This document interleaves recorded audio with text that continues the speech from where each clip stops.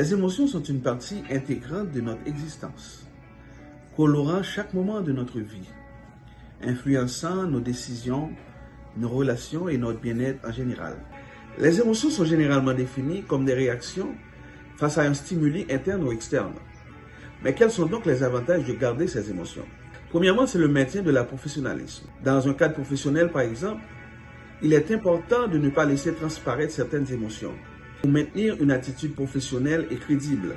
Par exemple, dans le cas d'un conflit de travail, il est préférable de garder son calme pour résoudre le problème de manière constructive plutôt que d'avoir une réaction émotionnelle intense qui pourrait aggraver la situation.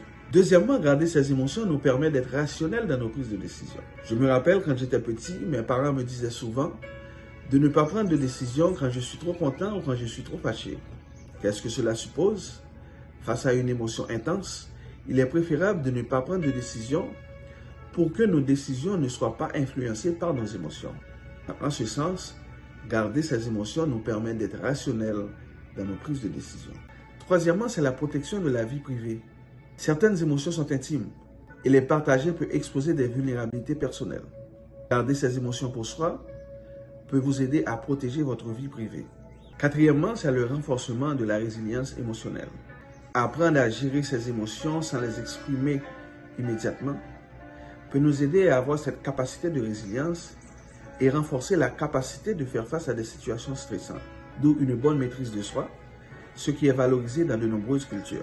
Garder ses émotions a ses avantages à court terme, mais réprimer ses émotions de façon continue sur une longue période peut avoir des conséquences néfastes pour notre santé mentale et physique.